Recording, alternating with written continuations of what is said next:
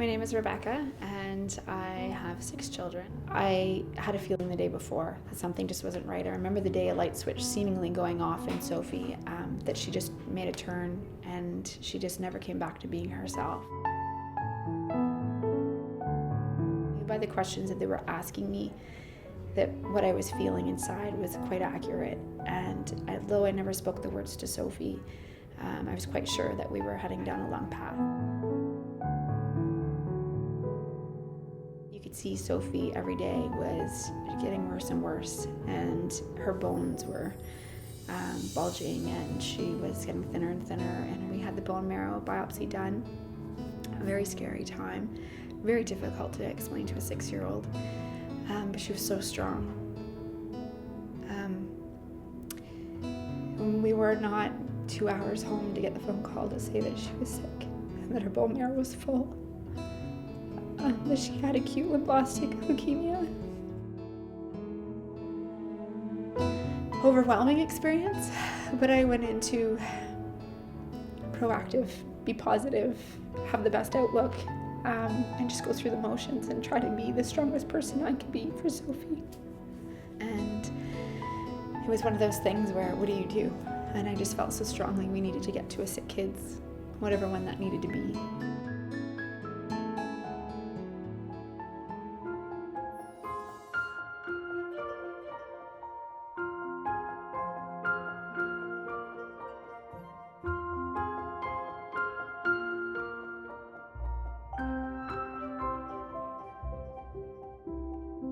My name is Rachel McCauley, and I'm a Communications Associate and Patient Family Liaison at Children's Health Foundation.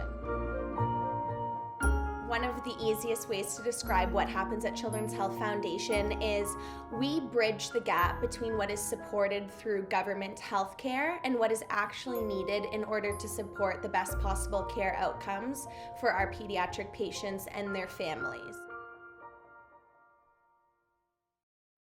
I'm Deborah Dewberry-Langley, and I'm a child life specialist at Children's Hospital at London Health Sciences Centre. I work in the pediatric oncology department. First day I was very nervous. I did not know what to expect because it's quite a different atmosphere here. We were paired up with Deborah as our child life specialist.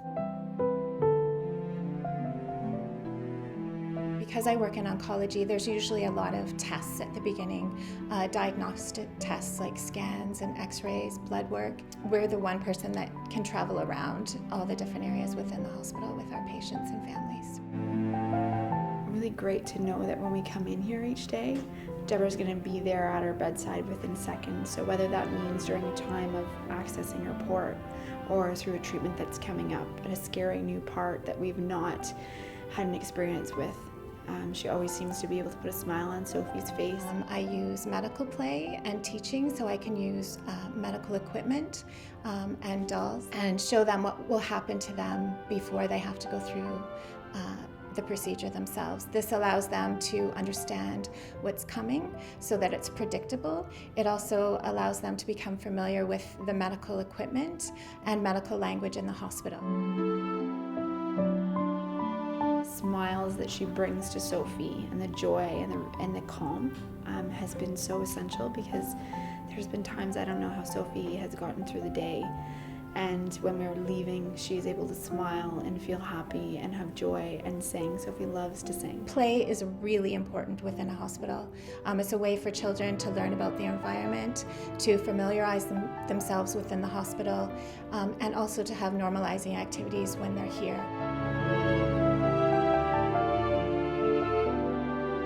And even if days she's not been here, there's been other child life workers that have just always popped in, introduced themselves, made you feel really warm and welcomed, and have offered to do anything they could possibly do to make the day easier.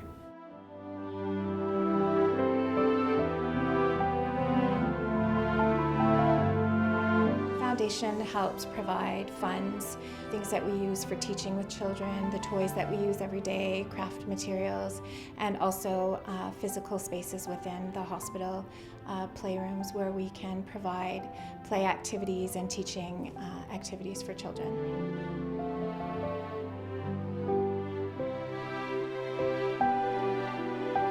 I was scared. get lots of needles, and she takes me to do lots of fun things. And I saw how the nurses and the doctors and the oncology team, child life specialists work together.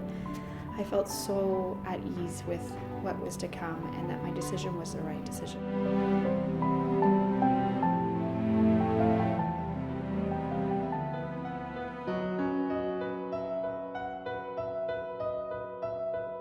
If you didn't have a child life specialist with you every day to change that atmosphere, to change your mindset and your outlook, it would be very difficult for a child and a parent to get through this whole prognosis and to really move through it in a positive manner.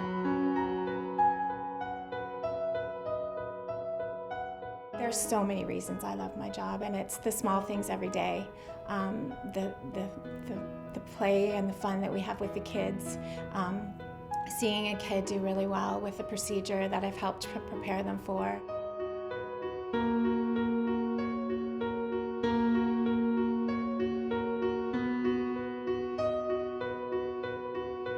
We get to stand by families on this journey when they're at their most emotional and vulnerable times, and really get to see them being a family.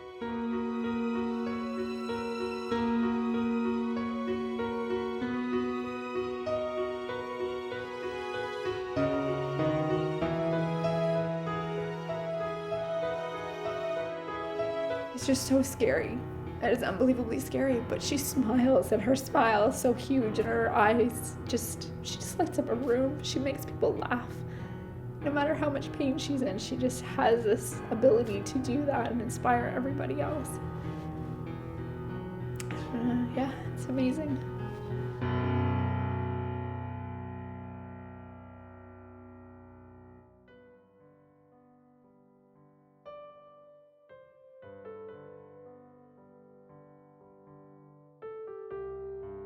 Not only do we support Children's Hospital, but we also support rehabilitation therapy at Thames Valley Children's Center, and we support pediatric research at Children's Health Research Institute.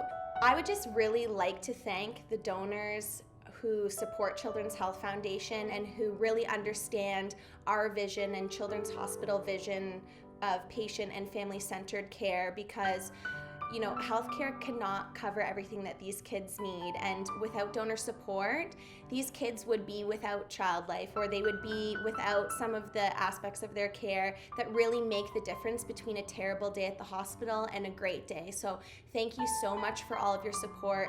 Thank you for showing your love and compassion to our kids and family. It really means the world to them and to everyone at Children's Health Foundation.